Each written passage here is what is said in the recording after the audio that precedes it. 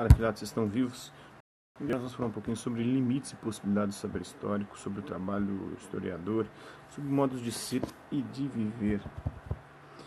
Vimos que, com base em pesquisas, os historiadores procuram reconstituir as formas de viver em determinada sociedade. Podem também propor interpretações sobre como as ações humanas desencadearam mudanças ou preservaram situações ao longo do tempo. Em suas análises, os historiadores podem investigar a vida pública ou privada em seus múltiplos aspectos, econômicos, artísticos, políticos, tecnológicos, filosóficos. Estudar a história é, portanto, uma maneira de adquirir consciência sobre a trajetória humana. No entanto, devemos ficar atentos aos limites ou problemas da interpretação histórica. As historiografias e os estados do trabalho dos historiadores não podem ser isoladas na época em que foram produzidas. Acreditamos que, ao interpretar e escrever sua obra, o historiador vive seu tempo histórico. O que ele produz está ligado à história que vivencia, incluindo, por exemplo, lutas, utopias, valores, visões, expectativas. Desse modo, a obra de um historiador pode ser uma expressão de sua época e também uma reação ao seu tempo. O trabalho do historiador depende de uma série de concepções que impactam suas escolhas. Desde a definição do objeto enfocado, tema, método e projeto de pesquisa, até a seleção das fontes históricas a serem utilizadas. Além disso, o trabalho do historiador não deve ter a pretensão de fixar verdades absolutas e definitivas. O historiador sabe que trabalha para seu tempo e não para a eternidade. Isso está na Teoria Geral da História, de Eduardo de Oliveira França. Nesse sentido, podemos dizer que a história, como forma de conhecimento, é uma atividade contínua de pesquisa.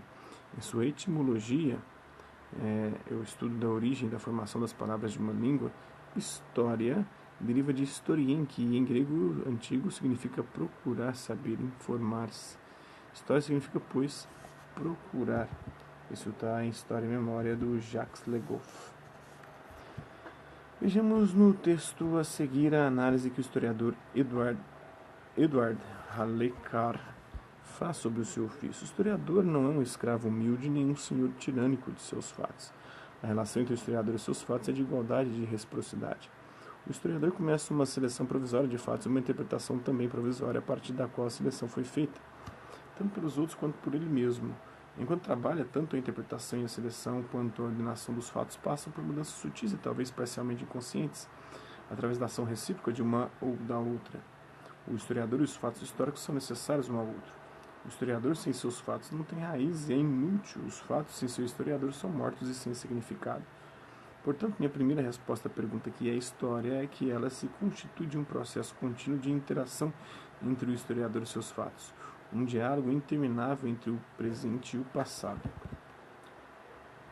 O autor afirma que o historiador e os fatos históricos são necessários um ao outro. Como você interpretaria essa frase? Empregado por antropólogos, historiadores e sociólogos, o termo cultura refere-se aos modos de vida criados e transmitidos de uma geração para outra entre os membros de uma sociedade. Abrange conhecimentos, crenças, artes, costumes, normas, padrões de controle e muitos outros elementos adquiridos socialmente pelos seres humanos. O termo cultura costuma aparecer em diferentes situações e contextos. Podemos falar, por exemplo, em cultura ocidental ou oriental, própria de um conjunto de povos ou sociedades com certas características históricas comuns. Cultura italiana ou brasileira própria de certas lealdades comuns conhecidas como nacionalidade. Cultura tupi ou sudanesa própria de um grupo étnico. Cultura cristã ou muçulmana própria de um grupo religioso. Cultura familiar ou empresarial própria do conjunto de pessoas que constituem uma instituição. Dançarinos se reúnem para comemorar o Dia do Frevo em Olinda, Pernambuco. O frevo é uma expressão cultural brasileira registrada como patrimônio imaterial da humanidade pela Organização das Nações Unidas para a Educação, a Ciência e a Cultura, UNESCO. Então, espero que vocês tenham gostado do vídeo. Quem curtiu, dá um like, não curtiu, dá um dislike. Se interessar pelo conteúdo do canal, é só se inscrever, ativar o sininho e aguardar os próximos vídeos e as próximas notificações. Deixe também seus comentários, dizendo o que você tem achado dos vídeos, sugestões de temas e assuntos para serem abordados nos vídeos posteriores. Colabore também com o nosso canal, compartilhe esse vídeo e ajude a chegar ao maior número de pessoas possíveis. Quero aqui agradecer aos inscritos no nosso canal, são mais de 305 para ser mais preciso, aqueles que passam por aqui por conta de um conteúdo ou outro, e aqueles que compartilham os nossos vídeos no nosso próprio canal, seja nessa plataforma, no YouTube ou em outras redes sociais. É isso aí, hasta la vista, babies, e até a próxima.